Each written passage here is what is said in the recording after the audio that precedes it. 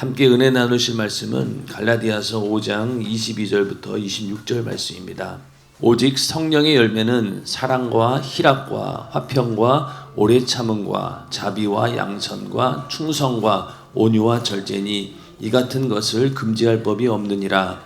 그리스도 예수의 사람들은 육체와 함께 그 정과 욕심을 십자가에 못 박았느니라. 만일 우리가 성령으로 살면 또한 성령으로 행할지니 헛된 영광을 구하여 서로 격동하고 서로 투기하지 말지니라. 아멘. 네, 오늘은 갈라디아서 5장 22절부터 26절 말씀을 중심으로 성령으로 행하라 라는 제목으로 율법과 복음의 조화 17번째 시간이 되겠습니다. 성령의 9가지 열매에 대한 이야기를 하면서 이 모든 열매가 인간과 인간끼리 인간관계 속에서의 그런 성품이 아니라 모든 이 성령의 열매는 오직 하나님과의 관계 속에서 나오는 것이다 라고 말씀을 드렸습니다. 그러니까 사람의 정욕에서 나오는 것이 아니라 하나님과의 교제 속에서 나오는 것들이죠. 예를 들면은 그 기쁨이라고 하는 희락이라고 하는 것도 사실 예수님께서도 나의 기쁨을 너에게 주노라 이렇게 말씀하셨습니다. 그리고 사도 바울도 주 안에서 항상 기뻐하라 이렇게 말씀했죠. 그러니까 그 기쁨이라고 하는 것이 어떻습니까? 예수님께서 이 땅에 사시는 동안 사실을 기뻐할 일이 있었을까요? 언제나 고난 가운데 많은 사람들로 하여금 비판을 받고 또 손가락질 당하고 고난의 연속이 바로 예수님의 공생의 삶이었고 또 결국은 십자가에 달려 죽으셨는데 그런 고난 가운데 과연 기쁨이 있었을까? 그럼에도 불구하고 나의 기쁨을 너에게 주노라 이렇게 말씀하셨고 사도 바울 입장에서도 사도 바울이 정말로 수많은 그 옥살이를 하면서 교회에서 사도 바울 영화를 이제 틀어줬잖아요. 보면은 후반부에 가서는 그 뒤 배경이 어디입니까? 전부 다 감옥이에요. 전부 다 감옥 아니면 가택연금이 돼가지고 아무것도 할 수 없는 그런 상태에서 아무것도 기뻐할 만한 이유가 없는 상태에서도 사도 바울은 주 안에서 항상 기뻐하라 이렇게 말씀을 하고 있는 것을 보면은 그 기쁨이 원천이 어디에서 오느냐? 그것은 우리 어떤 육신의 삶 가운데 오는 것도 아니고 또 사람과의 관계 속에서 오는 것이 아니라 바로 하나님과의 관계 속에서 오는 것이다. 그래서 예수님도 결국 그 기쁨이 어디에서 온 거냐? 하나님 아버지를 기쁘게 했고 또 하나님 아버지를 사랑했기 때문에 우리에게도 너희가 하나님을 사랑하고 또 하나님을 기쁘시게 해야 된다 이렇게 말씀하고 있는 것입니다. 그래서 우리는 항상 그 갈라디아서 1장 10절의 말씀처럼 이제 내가 사람들에게 좋게 하랴 하나님께 좋게 하랴 사람들에게 기쁨을 구하랴 지금까지 사람의 기쁨을 구하는 것이었다면 그리스도의 종이 아니니라. 이러한 사도 바울의 고백처럼 우리는 사람으로 인해서 그런 관계 속에서 기쁨을 얻는 것이 아니라 바로 하나님과의 관계 속에서 기쁨도 얻어야 되고 여기 있는 모든 성령의 열매는 바로 하나님과의 관계 속에서 나오는 것이다 라는 것을 우리가 분명히 인식하고 세상의 환경으로 봤을 때는 기쁠 일이 없을 수 있죠. 여기 있는 열매에 해당하지 않을 수도 있어요.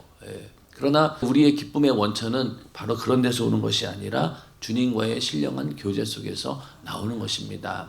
예수를 믿는다라고 해서 갑자기 환경이 확 바뀌어져 가지고 좋은 일만 생기고 그냥 무조건 막 만사형통 그렇게 된다면 얼마나 좋겠습니까? 근데 그게 아니죠. 오히려 그 반대로 더 많이 어려운 일도 생기고 예상치 못했던 그런 고난의 순간들이 닥쳐옵니다. 그런데 만약에 그 고난의 순간들 가운데 주님과의 신령한 교제가 없다라고 하면은 우리는 그 고난 가운데서 절망하고 예수 믿었더니만 더 힘드네 이러면서 아마 다 도망갔을 거예요.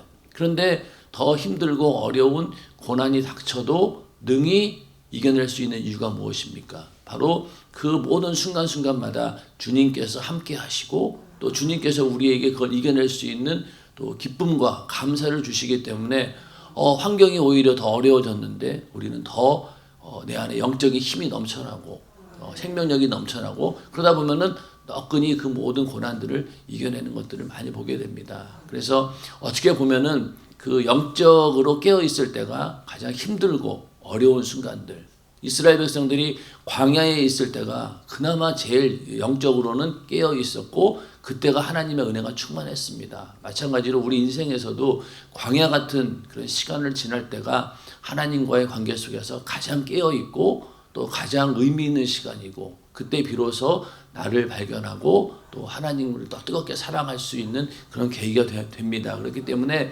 우리는 그런 고난의 순간들 가운데서 오히려 더 주님과의 신령한 교제가 넘쳐나는 하나님과의 관계 속에서의 기쁨이 넘쳐나기를 주님의 이름으로 축원합니다.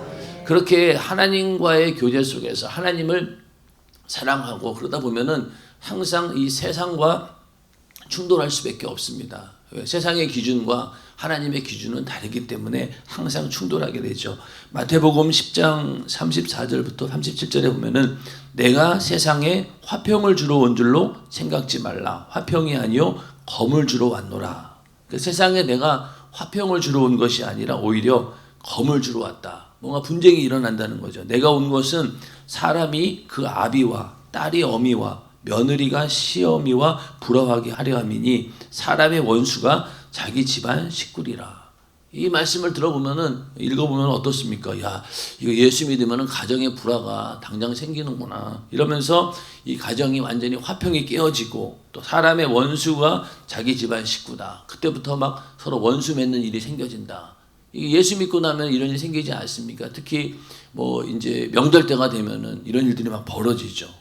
그 집안에 막 난리가 납니다. 제사를 지내냐 안 지내느냐 이걸 가지고 막 실랑이를 벌이다 보면은 이런 일들이 생기죠. 그래서 아비나 어미를 나보다 더 사랑하는 자는 내게 합당치 아니하고 아들이나 딸을 나보다 더 사랑하는 자도 내게 합당치 아니하고 이렇게 말씀하셨어요. 이걸 읽어보면은 인간의 기준으로 봤을 때 도덕적 윤리적인 기준으로 봤을 때는 도저히 어떻게 이런 말씀을 전할 수 있을까 할 정도로 그런 말씀입니다. 그런데 이렇게 하나님을 사랑하는 일에 방해받는 것이 이렇게 가족들 가운데서 가장 가까운 사람들 안에서 이루어진다는 거죠. 내가 하나님을 더 뜨겁게 사랑하려고 하고 더 섬기려고 하다 보니까 이런 분쟁이 생기고 이런 불화가 생기는 것이죠. 그래서 우리가 부모를 공경하는 것도 어디입니까? 주 안에서 부모를 공경하는 것이고 또 자녀를 사랑하고 양육시키는 것도 먼저는 주 안에서 그 일이 이루어져야 된다는 거죠. 그게 주 안에서가 깨어져 버리면은 아무리 우리가 부모를 공경한다 한들 또 자녀를 사랑하고 양육시킨다 한들 주 안에서 그 일이 되지 않으면은요 언젠가는 무너지는 거예요. 그렇기 때문에 우리가 여기서 이런 분쟁이 일어났을 때 결국은 나중에 최종적으로 승리하는 경우가 어떤 경우입니까? 끝까지 하나님을 지지하고 그 믿음이 흔들리지 않았을 때 이 분쟁 가운데 있던 수많은 사람들이 다 예수 믿고 구원받아서 오히려 나중에는 그것이 천대의 복을 받는 그런 축복으로 이어지지 않습니까? 그러나 이런 충돌이 있다는 것을 우리가 감안하고 이 충돌의 끝을 과연 우리가 뭘로 만들 것이냐? 하나님의 축복으로 우리가 역전을 시킬 것이냐? 아니면 그냥 거기에서 주저앉아서 가족들로부터 다 그냥 뭐 따돌림 당하고 그냥 방관할 것이냐? 우리는 그게 아니라 끝까지 포기하지 않고 그들이 다 예수 믿고 돌아오기를 간절히 기도할 때 그들도 예수 믿게 되어서 그 집안에 우상 숭배의 저주가 사라지고 오히려 하나님을 섬기는 그런 복을 받는 믿음의 가정으로 회복되어 오는 일들을 우리는 많이 보았습니다. 그래서 이러한 하나님께서 당장은 이렇게 화평이 깨어지고 불화가 생기고 이런 일들이 있다 할지라도 반드시 하나님께서 그 가정이 다시 회복되어지는 역사가 있게 하신다. 우리는 그런 믿음을 가지고 이러한 충돌이 있을 때 우리는 담대하게 믿음으로 이겨내야 됩니다. 그러나 이렇게 가정의 불화가 나의 신앙으로 인해서 생기는 경우가 있는데 이런 경우도 있잖아요. 내가 게으르고 나태해서 그냥 교회만 다니면서 교회에서 그냥 뭐 교회 일만 하느라고 그냥 가정 다 내팽개치고 자녀들 돌보지도 않고 또 남편 돌보지도 않고 그런 사람들이 과연 여기에 해당하느냐? 그건 아니라는 거죠. 그러니까 우리 예수 믿는 사람들은 남들보다 훨씬 더 바쁘게 살지 않고는 신앙생활 할 수가 없는 거예요. 만약에 여러분들도 집안일도 안 하고 그렇죠? 자녀들도 안 돌보고 남편도 없고 그냥 혼자 신앙생활만 하라고 그러면 얼마나 좋겠어요. 근데 우리에게는 그렇지 않잖아요. 우리는 내가 또 함께 해야 될 식구들도 있고 하다 보니 특히 여자들은 더 그렇죠. 예. 그럼에도 불구하고 시간을 쪼개고 어떻게든 알뜰하게 사용해서 우리가 신앙생활을 하는 겁니다. 그랬을 때 그럼에도 불구하고 만약에 이러한 핍박이 오고 불화가 생긴다라고 하면 우리는 믿음으로 이겨내야 된다는 겁니다. 그래서 또 예수님께서는 너희가 나를 사랑하면 너희를 미워할 것이다. 또 너희를 미워하거든 너희보다 먼저 나를 미워했기 때문이다. 그리고 더 나아가서는 나보다 먼저 하나님 아버지를 미워하기 때문에 세상이 너희를 미워한다. 이렇게 말씀을 하고 있습니다. 그래서 우리가 주님을 사랑하게 되면은 이런 일을 늘 당한다는 것이죠. 그래서 항상 인간과의 관계는 깨어질지라 할지라도 우리는 하나님과의 관계는 온전해야 됩니다. 그래서 예수 믿고 나서 제일 먼저 겪는 일이 무엇입니까? 세상과 분리되는 거예요. 그게 바로 거룩함이죠. 그런데 세상과 분리될 때 안타까운 부분도 많아요. 그렇게 친하게 지내던 친구들이 다 외면합니다. 예, 그렇죠. 나도 모르게 그 모든 관계가 끊어지게 되고 또 세상에서 누리던 그래도 즐기던 좋아했던 것들이 다 끊어지게 되고 먼저는 내가 자의로 내가 그것을 끊게 되지만은 나중에 돌이켜 보면은 주변에 이제 예전에 내가 가졌던 인간관계들이 다 끊어져 있음을 우리는 알 수 있어요. 그런데 만약에 내가 성령이 충만하지 않고 또 믿음이 연약해지면은요, 그걸 또 이제 아쉬워해요. 처음에 그렇게 성령이 충만할 때는 그래 당연한 거지라고 즐거운 마음으로 그렇게 살고 있는데 좀 이렇게 믿음이 연약해지고 성령 충만함이 떨어지면은요, 왠지 그걸 아쉬워해요. 옛날에 그 친구들 요즘 뭐 하나 몰라. 이거 전화 한번 해봤다가 만나가지고 또 그냥 예전으로 돌아가는 그런 경우도 있습니다. 그렇기 때문에 하나님과의 관계 속에서 그 이유로 인해서 이렇게 세상과의 관계가 끊어졌을 때 우리는 오히려 그것을 감사하면서 어떻게든 그들도 다시 하나님의 사랑 안으로 함께 데려올 수 있도록 인도하는 것이 이제 우리가 그 관계 속에서 해야 될 목적이 바로 거기에 있는 것이죠. 그래서 이렇게 주님을 사랑해야 되는 것, 이 사랑은 오직 내 힘으로 할 수가 없어요. 우리가 주님을 사랑한다라고 하지만은 그 사랑도 내가 가지고 있는 인간의 정욕으로는 하나님을 사실은 사랑할 수 없습니다. 한계가 있어요. 그러다 보니까 들쭉날쭉하는 거죠. 내 안에 있는 육신의 정욕을 가지고 하나님을 사랑한다. 그러면은 이게 항상 문제가 생겨요. 그래서 예전에 이런 책이 있었어요. 당신은 예수의 팬인가 예수의 제자인가? 이런 책이 있는데 팬은 어때요? 팬은 엄청나게 열광합니다. 요즘에는 프로야구가 어떤지 모르겠지만 옛날에는 오비베어스, 산미 슈퍼스타즈 막 이래가지고 지역별로 막 그 팬들이 있잖아요. 그러면 그냥 그 구단 야구 거기에 그냥 그 팀을 막 열렬히 막 응원하고 막 나는 거기 팬이야 이러면서 막 그럽니다. 그러다가 조금이라도 잘못하면은 막 난리 나죠. 난리 나고 어떤 경우에는 나 여기 이제 팬 안 한다고 다른 데로 옮기기도 하고. 그런데 마찬가지로 예수를 믿는 경우도 팬처럼 믿는 경우가 있어요. 우리가 그냥 예수님의 팬이에요. 예수님을 좋아하고 그냥 예수님 막 스티커를 차에도 붙이고 목걸이에도 걸고 나는 엄청 예수님을 좋아해 이러면서 막상 예수의 제자로서의 요구를 할 때는 외면해 버립니다. 여러분들 축구 팬, 야구 팬들이 그들이 자기가 즐거워가지고 하는 일은 있겠지. 만약에 그 구단 팬 거기 야구 구단을 위해서 만약에 돈을 엄청 내라 그러면 아마 다 도망갈 걸요. 그렇죠. 자기가 그냥 좋아서 자기 육신의 즐거움을 위해서 팀을 지지하는 겁니다. 그런 것처럼 만약에 예수를 믿는다라고 하면서도 우리는 예수의 팬으로서 그냥 나는 그냥 예수가 좋아. 그러다가 만약에 조금만 마음에 안 들고 교회에서 조금만 더 많은 것들을 요구하게 되면 당장 등을 돌린다라고 하면은 예수의 제자는 아니라는 거죠. 그래서 우리가 예수의 제자인가 예수의 팬인가 이걸 분명히 구분하라는 거예요. 그래서 우리가 예수의 제자라고 한다면은 아까와 같은 그런 어려운 일을 당하고 또 세상에서 고립을 당한다 한들 전혀 거기에 대해서 흔들리지 않습니다. 그러나 그냥 막연하게 내 육신의 정욕을 가지고 예수를 좋아하고 나는 기독교인이야. 그런 믿음은 언젠가는 무너진다는 거예요. 그래서 우리가 하나님을 사랑하는 것도 내 육신의 생각과 육신의 정욕을 가지고 하나님을 사랑하고 있는 것인지 아니면 정말로 내 안에 있는 성령으로 내가 주님을 사랑하고 있는 것인지를 잘 분간을 해야 됩니다. 우리는 하나님을 사랑할 수 있는 그런 능력이 없어요. 그래서 우리 안에 성령이 오셔야지만이 하나님을 온전히 사랑할 수 있는 것입니다. 인정하시면 아멘 하시기 바랍니다. 그러니까 우리가 사랑도 하나님을 사랑할 수 있는 능력도 없는 거예요. 왜? 너무나 쉽게 변질돼 버리니까. 그래서 내 안에 성령이 오셨어요. 그러면은 성부와 성자와 성령은 한 하나님이시잖아요. 그러면 성령이 내 안에 오셨을 때, 하나님께서 내 안에 오셨을 때 그 성령은 누구를 제일 사랑하겠어요? 자기 자신을 사랑하시겠죠.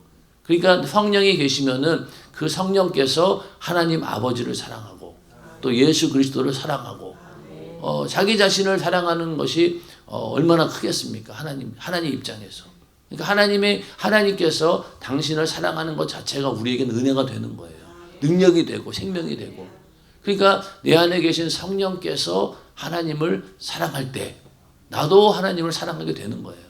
그렇게 했을 때 우리가 하나님을 사랑할 수 있는 것이지 다른 방법은 없는 거예요. 그래서 성령 받은 자가 하나님을 사랑하게 되어 있다. 그리고 우리가 성령의 충만함을 계속 유지하는 이유도 바로 그 사랑이 끊어지지 않고 계속해서 이어질 수 있도록 유지하기 위해서 우리가 계속 기도하면서 성령 충만함을 우리가 끝까지 구하는 것입니다. 그래서 그렇게 해야지 내가 하나님을 사랑할 수 있다. 이렇게 성경은 말씀하고 있고 오늘 5장 25절에 우리가 성령으로 살면 또한 성령으로 행할지니 이렇게 말씀하고 있는데 성령으로 행한다라는 말은요. 하나님의 능력으로 행동한다라는 말입니다. 그러니까 우리가 성령으로 행한다라고 하는 것은 하나님께서 우리에게 능력을 주신다는 얘기인데 다른 능력이 아닙니다. 병을 고치고 귀신을 쫓아내는 그런 능력도 능력이죠. 그러나 가장 큰 능력은 뭐냐면은 내 안에 있는 육체의 소욕을 성령의 소욕으로 억압해가지고 그 안에서 육체의 소욕이 꽃을 피고 열매를 맺지 못하도록 완전히 싹을 잘라버리는 것. 이게 성령의 가장 큰 능력입니다. 인정하시면 아멘 하시기 바랍니다. 그러니까 우리 안에 있는 이 육신의 소욕을 죽일 수 있는 방법은 성령밖에 없다는 거예요. 그게 바로 큰 능력이고 그런 능력으로 행하는 것, 이게 바로 성령으로 행하는 것입니다.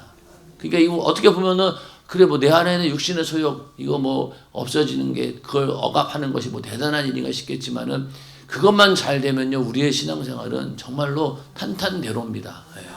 근데 이놈이 항상 어떻게 한다고 했어요? 사사건건 개입한다고 했잖아요.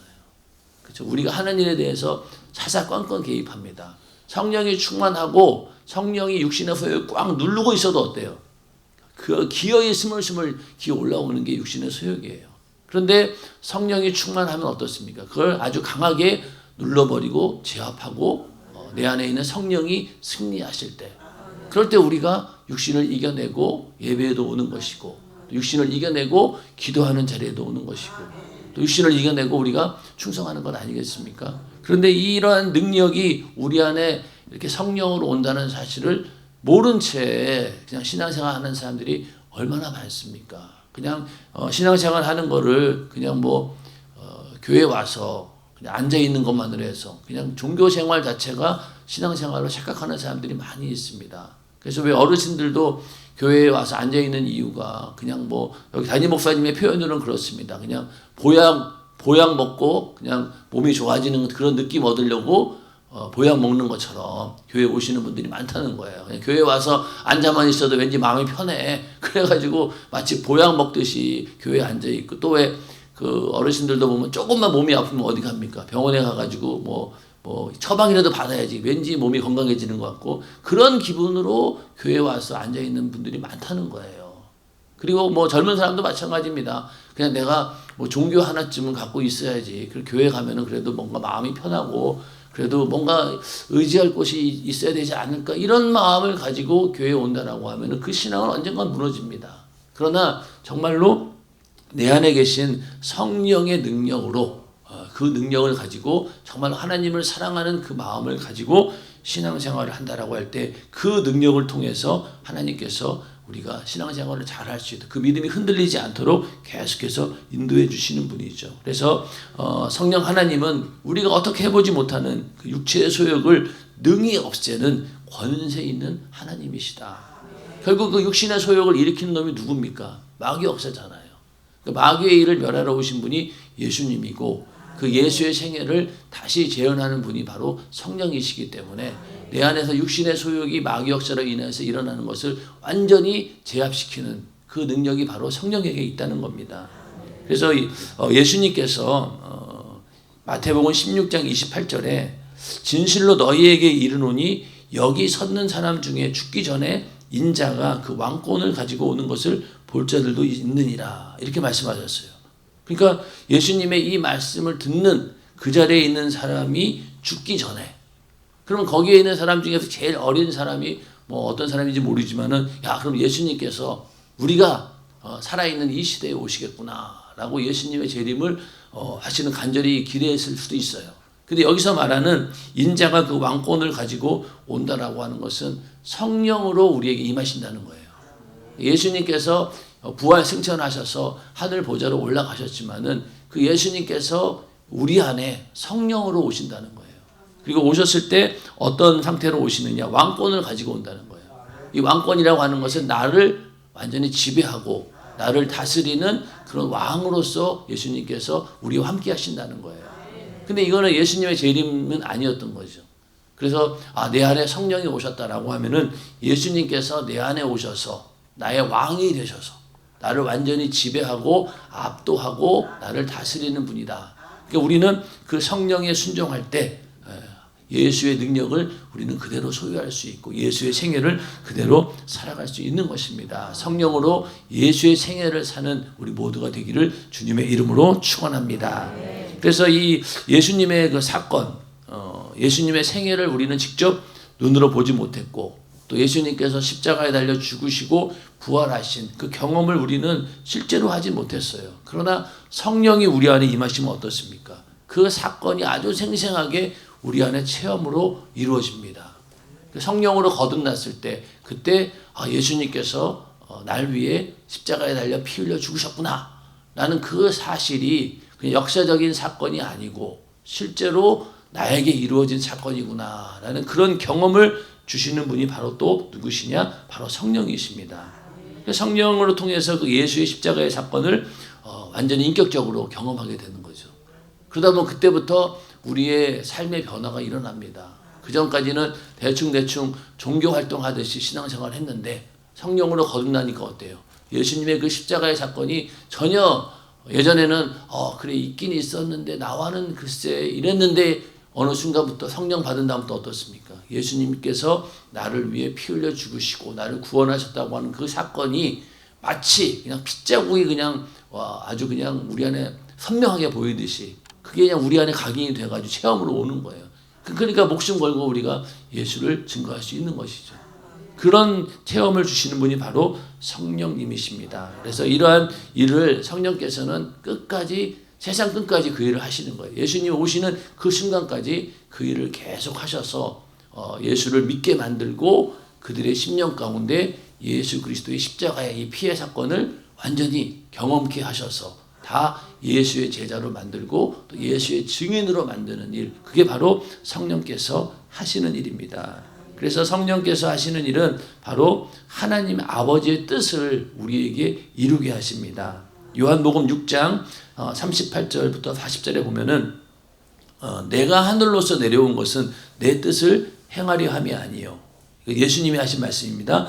나를 보내신 이의 뜻을 행하려 함이니라. 나를 보내신 이의 뜻은 내게 주신 자 중에 내가 하나도 잃어버리지 아니하고 마지막 날에 다시 살리는 이것이니라. 그러니까 하나님 아버지의 뜻은 내게 주신 자 중에 예수 믿는 자들 중에서 하나도 잃어버리지 않고 마지막 날에 다시 살리는 거다. 끝까지 그 믿음을 지켜서 주님 오시는 그날 첫째 부활에 참여하든 아니면은 나중에 부활에 참여하든 이 일을 위해서 오신 것이고 내 아버지의 뜻은 아들을 보고 믿는 자마다 영생을 얻는 이것이니 마지막 날에 내가 이를 다시 살리리라 하시니라. 그러니까 예수 믿는 자가 아무도 멸망하지 않고 영생하기 위한 이것이 바로 하나님의 뜻이라는 거예요.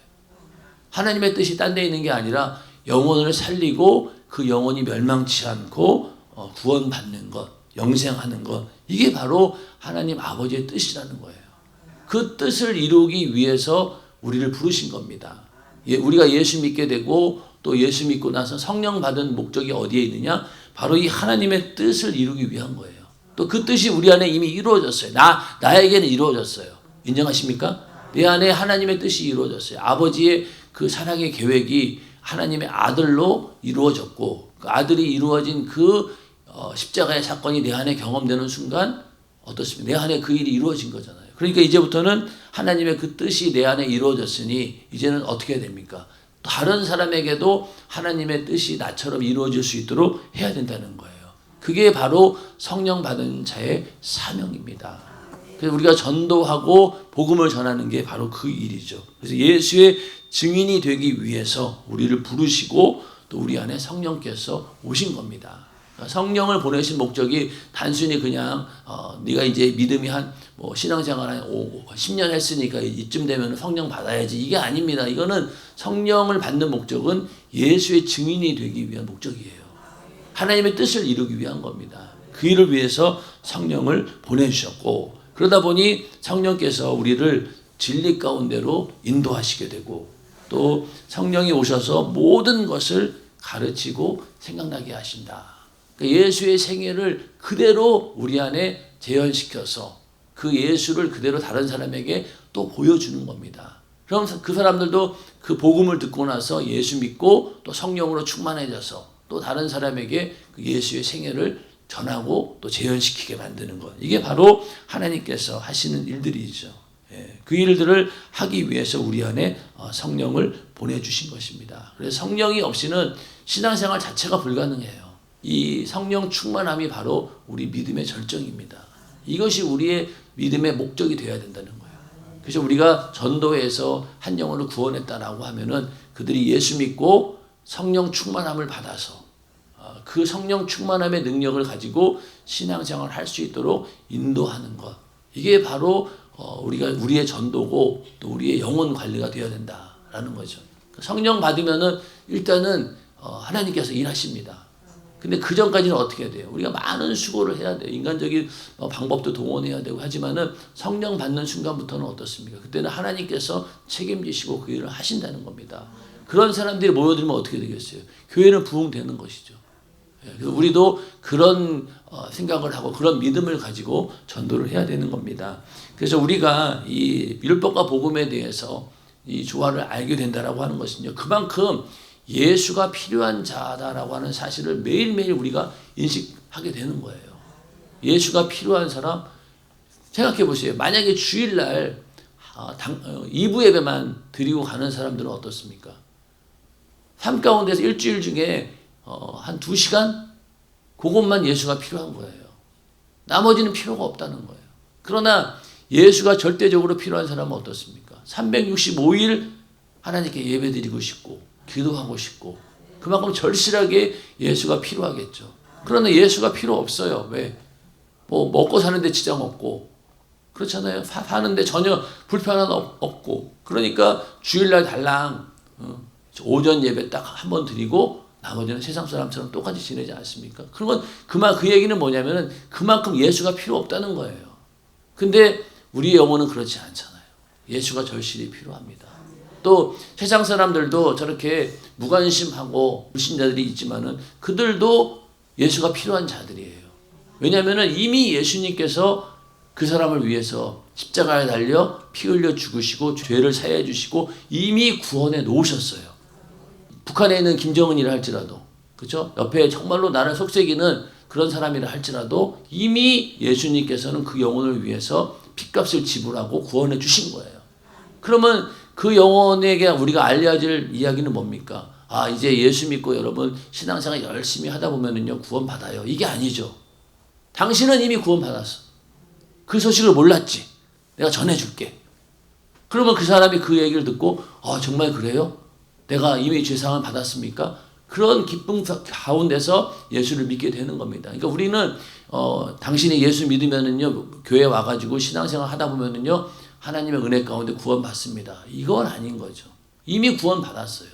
모든 사람들이 그 소식을 우리는 전해줄 뿐입니다. 그럼 그걸 듣고 그 사람이 받아들이면 되는 거예요. 근데 만약에 안 받아들였다.